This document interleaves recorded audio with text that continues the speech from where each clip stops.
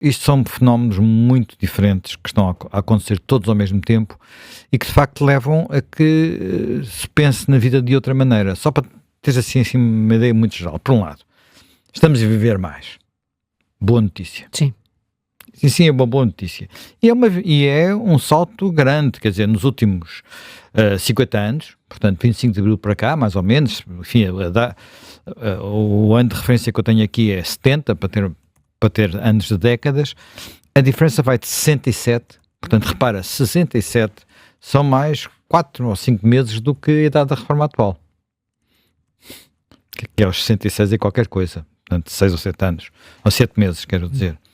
Portanto, e agora estamos com uma esperança de vida de 81, estou a falar da média. Isto é diferente entre homens e mulheres. Pois. Os homens é um bocadinho mais baixo, 78, as mulheres um pouco mais alto, 83, portanto cerca de 5 anos de diferença.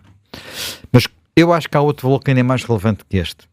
Porque este aqui inclui, a esperança de vida inclui todos os acidentes de trabalho, todos os acidentes de aviação, enfim, a morte prematura por exemplo, a mortalidade infantil.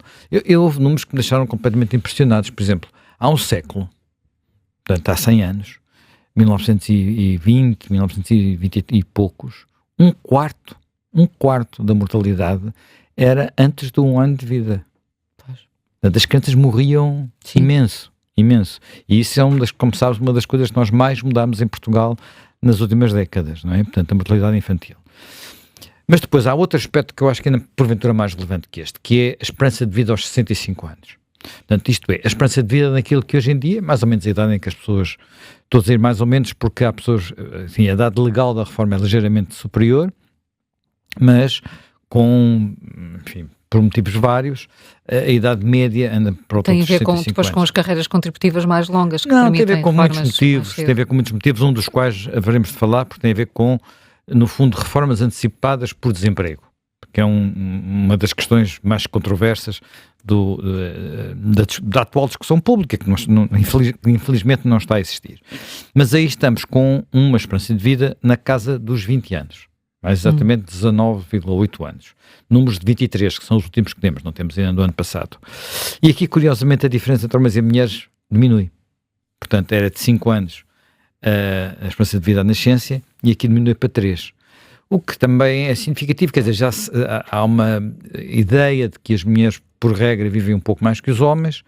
A diferença aos 60 anos é que já foi ultrapassada aquela fase em que os homens, porventura, assumem mais riscos que as mulheres. Portanto, já não estamos só a falar de saúde, estamos a falar de alguma mortalidade dos homens que tem a ver ou com razões profissionais ou mesmo com razões de assumirem riscos que as mulheres habitualmente não assumem. No caso de Portugal não há guerras, portanto não é aqui ir para a guerra ou não ir para a guerra, tem a ver com modos de vida, digamos assim. Condução, se calhar. Condução e não só. E não só. Senhores, e a biologia? E a biologia, pronto. E a testosterona. A testosterona. Estamos preparadas para viver mais, não é? Pronto. É bom? Então, há coisas aqui Eu tenho muito medo que a igualdade um dia chegue aí. Nem todas as diferenças, digamos assim, são a desfavor das mulheres. A maior parte serão, mas esta, neste caso concreto, não é. Portanto, temos por um lado isto é bom. Nós sabemos que há um reverso desta medalha, que é, abordámos muito vagamente, que é o problema de como é que pagamos tantos anos na reforma. Porque antes estamos a falar de 20 anos, vá lá, portanto, sobretudo estamos a falar de períodos, de uma média de 20 anos em que as pessoas estão reformadas. Mesmo tendo carreiras contributivas relativamente longas, por exemplo, uma carreira contributiva de 40 anos, é fácil fazer as contas, não dá, não é? Não se acumula facilmente o suficiente ao longo de 40 anos para depois pagar uma reforma significativa que dure 20 anos. Portanto, isto é difícil e é uma das discussões que há por todo lado, e claro que quando se quer diminuir a idade da reforma, como acontece em alguns países, como na França, está-se a agravar o problema, não se está a diminuir o problema. Mas há mais questões, isto é apenas um lado, quer dizer, que é aquilo que habitualmente se fala mais, envelhecimento, sustentabilidade do sistema. Mas o facto de nós termos uma questão que podemos colocar é porque é que nós estamos a viver mais? Nós estamos a viver mais porque temos vidas mais saudáveis. Mas não só. Estamos a viver mais porque temos vidas mais saudáveis, mas também estamos a viver mais porque vivemos em sociedades onde o tipo de trabalho que temos não é exatamente o mesmo que tínhamos há 100 anos, ou mesmo há 50 anos. Quer dizer, nós estamos a viver em sociedades onde a maior parte das pessoas trabalham no setor terciário, portanto, no setor dos serviços. Ora, não trabalham em minas, não trabalham em minas, não trabalham em atividades a maior parte das pessoas não trabalham em atividades de alto risco, em altos fornos, em coisas desse género, não é? Portanto, atividades que por vezes podem ser muito pesadas do ponto de vista físico e para a própria saúde, eu sei, mas que algumas destas atividades tinham consequências diretas na saúde das pessoas, como por exemplo doenças pulmonares e coisas desse género. Portanto, há uma mudança disso. E depois há também algo que é extraordinariamente relevante. E porventura aqui, no caso português, nós ainda estamos um bocadinho atrasados, que tem a ver com a saúde com que vivemos estes anos. Quando vamos para estes indicadores, a saúde na fase final da vida em Portugal não é tão boa como deveria ser. Deveria ser. Temos mais maleitas, por assim dizer, mais coisas que fazem com que as pessoas vivam de alguma forma limitadas, ora por razões físicas, ora por razões que têm a ver com aquilo que hoje são as doenças da terceira idade. Portanto, havia muitas razões de morte que foram desaparecendo, não é? Portanto, não se morre hoje fácil.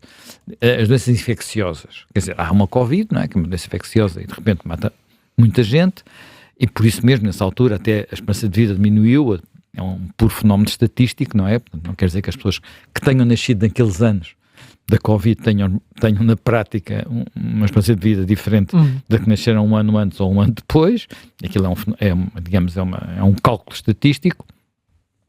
Portanto, nós temos aqui algo que nos permite viver mais anos, porque antes havia muitas doenças de que se morria, que se deixou de morrer, não é? A penicilina, os antibióticos, os tratamentos... As vacinas, sobretudo as vacinas, fizeram muita diferença. O que faz com que nós tenhamos hoje, sobretudo, doenças, as chamadas doenças cardiovasculares e as doenças oncológicas, que são as principais causas de morte, sendo que, como também já uma vez aqui discutimos, pelo menos num programa, talvez em dois, com esta esperança de vida que estamos a ter, sobretudo se chegarmos aos 100 anos, praticamente todos nós vamos ter um cancro, não é? Um cancro quer dizer um tumor, porque o tumor, nós morremos não é porque alguém tenha determinado superiormente que morrem, todos os seres vivos morrem porque há uma degradação, olha, a segunda lei da termodinâmica. Não vamos entrar nesses detalhes. Há uma degradação das células, uma degradação dos mecanismos, as cópias erradas de erros na cópia do nosso material genético, etc. Bem, isso é muito bom, porque nos permitiu evoluir de seres unicelulares até seres humanos. Se não houvesse esses erros de cópias de material genético, não teríamos chegado aqui, não teria havido evolução, mas claro que tem outras consequências na durabilidade da nossa vida. Portanto, aqui temos uma primeira questão, que é, estamos a viver mais, estamos a chegar, ou tendencialmente a chegar, em Portugal ainda não muito, mas tendencialmente a chegar a esta fase da vida com uma energia física e uma energia mental que não era aquela dos nossos pais e avós, em termos médios, digamos assim, totalmente diferente, e estamos também com um tipo de preocupações que antes não existiam e que são muito positivas, que é como é que se vive de forma mais saudável. E não é só fumar ou não fumar, é fumar ou não fumar, comer ou não a quantidade de açúcar que se ingere, a quantidade de sal, o tipo de alimentação, digamos, a atividade física, que não tem obrigatoriamente a ver com andar a fazer jogging ou ir ao ginásio, mas sabemos que há muitas coisas e não é só para ficar bonito e para ir para a praia vestir o biquíni, não é? Portanto, é uma questão de saúde, é muito qualidade de vida. Uma questão de saúde. Há muitas pessoas que fazem isso para, por exemplo, sei lá, no caso das mulheres, terem atividade, irem ao ginásio em idades onde antes não se imaginaria que isso fosse possível, porque isso, por exemplo, previne a osteoporose, que é um tema complicado, típico da fase. Sim. E isso tem, depois, muitas outras consequências, porque ter ossos mais frágeis, tem problemas de fraturas, etc, etc, etc. Bem, portanto, tudo isto está a melhorar, o que quer dizer que estas pessoas podiam ter, a forma como nos relacionamos com elas, implica, penso eu, repensar em muitas coisas. Porque ao mesmo tempo que isto sucede, também há outros tipos de mudanças que estão a acontecer noutras faixas etárias e que são relevantes. Por exemplo, a idade a que se tem o primeiro filho é numa idade muito mais tardia. E por regra, com algo que em Portugal então é muito mais até presente noutros países, que é famílias em que os dois pais trabalham. Portanto, há aqui um papel dos avós que talvez não seja exatamente o mesmo papel que havia antes. Antes havia sobretudo na Europa do Sul, a chamada família alargada, não é? Portanto, em que viviam todos mais ou menos juntos, várias gerações. Eu, quando era miúdo, na casa onde eu viviam 3 gerações. Portanto, a minha avó ainda era viva, a minha mãe e os meus pais, os meus irmãos, portanto, havia ali... Não era uma casa grande, mas chegámos a viver lá 10 pessoas ou 11 dentro, não é? Portanto, era assim que mais ou menos as coisas funcionavam. Hoje em dia não é assim. Cada um quer o seu espaço. Portanto, uma das razões por que temos problemas de habitação é porque o número médio de pessoas que vivem em cada habitação tem vindo a diminuir.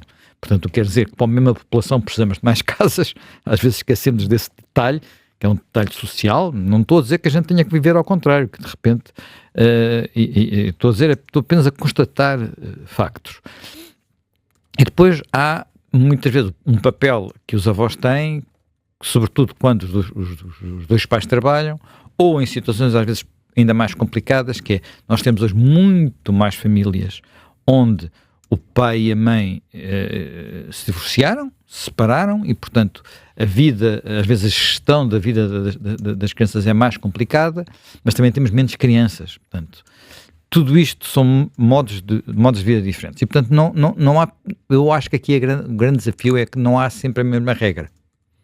Não há sempre a mesma regra. E nós temos algumas regras que, na minha perspectiva, pelo menos, limitam muito aquilo que devia ser as possibilidades de escolha e a flexibilidade e, sobretudo, pensar em, portanto, finais de vida que, para serem, eu diria, mais felizes, têm que todas as pessoas sentirem que não estão cá apenas por estar. Uhum. Portanto, estão cá porque têm uma utilidade, que pode ser uma utilidade económica, uma utilidade social, uma utilidade familiar. Portanto, tem um bocadinho disso tudo, não é? E, portanto, eu vou dar só 2 exemplos, 2 regras antigas, que vale a pena, no mínimo, repensar. Pronto, no mínimo repensar. Pronto. Uma dessas regras é a regra de que, no limite, eu posso reformar-me, entre aspas, aos 52 anos. 52 anos é um bocado chocante eu dizer 52 anos. Não é? Sim, é um bocado chocante. Sim. Mas, na verdade, não é... Quer dizer, na lei o que diz é 57. Mas, se eu estiver... Na lei o que diz é 57 se eu estiver desempregado há 5 anos. Portanto, na prática, o que acontece muitas vezes é que chega-se ali a esta altura e como nós temos leis do trabalho muito rígidas, que não permitem praticamente restaurações, não permitem diminuições salariais, não permitem readaptações, trabalhos a part-time, coisas desse género, as empresas chegam ao pé dos funcionários, muitas empresas chegam, portanto, eu conheço muitos casos e dizem assim, olha, vamos fazer aqui um acordo. Nós despedimos-te, damos-te X, com esse X tu passas aqui os 3, 4, no limite acho que é 5 anos, de intervalo em que só recebes o subsídio de desemprego, fazemos aqui as contas para ver qual é a diferença que precisamos te dar para tu ficares com o mesmo rendimento, e quando chegares aos 57 anos, portanto, vais fingindo que andas à procura de emprego, inscreves-te nos cursos dos centros de emprego, arranjas umas empresas que te mandem umas cartas a dizer que, olha, foste lá para uma entrevista, mas não ficaste admitido e tal, faz ali um joguinho destes, muita gente faz isso, e no fim tens a reforma por inteiro, portanto, sem nenhuma penalização. Portanto, este esquema é um esquema que foi, digamos, posto a nu no relatório do grupo de trabalho da Segurança Social, é claramente um dos quais gera mais controvérsia na discussão, mas que eu acho que tem que ser discutido. Mas o problema é que ele não pode ser discutido isoladamente. Tem que ser discutido dando às empresas também a flexibilidade do outro lado para não terem que recorrer os portugueses são ótimos em encontrar buracos nas leis, como sabes, não é? Como é que ótimos nisso. Sim. Portanto, portanto, tudo isto tem que ser visto em conjunto. E depois há outra regra que eu acho graça, porque também tenho, até já tenho qualidade, tenho amigos que já chegaram a essa altura, em que é uma espécie de guilhotina. Chegam aos 70 anos, se forem funcionários públicos, acabou-se. Pronto. Nem mais um dia. Quer dizer, não é bem assim, pois há enfim, olha, temos um funcionário público, Presidente da República, que tem mais de 70 anos, por exemplo, não é? E há alguns protocandidatos que, se forem eleitos, também terão mais de 70 anos quando lá chegarem, se forem eleitos. Portanto, nós temos uma regra que é, aos 70 anos, não se pode trabalhar mais na administração pública. Portanto, é a apresentação, eu quase que diria compulsiva, não é? Quando, muitas vezes, sobretudo em algum tipo de profissões com que as pessoas têm, com as quais têm uma relação especial, uma relação de empenho, de carreira, de tudo, por exemplo, sei lá, há duas que são muito típicas, que são profissões académicas, não é? Portanto, não estou a falar aqui, sobretudo, estou a falar de universidade, no ensino é mais complicado, sobretudo no estado em que estão as atuais escolas, onde há uma tensão às vezes muito, muito superior.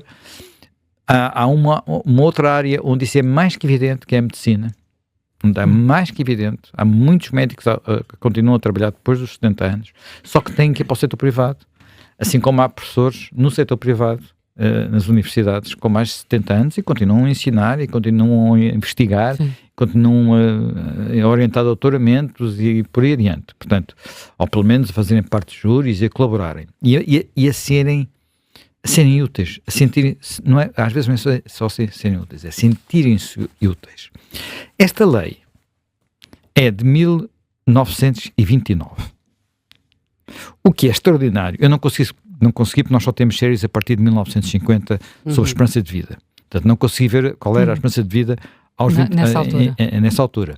Sei qual é que era, há um cálculo para 1920, mas 1920 é um ano muito, muito particular, porque é logo a seguir à Primeira Guerra Mundial, e a seguir à pneumónica, e portanto a esperança de vida está baixíssima, está nos 35 anos, 40, para os homens, 40 anos para as mulheres, portanto é catastrófico.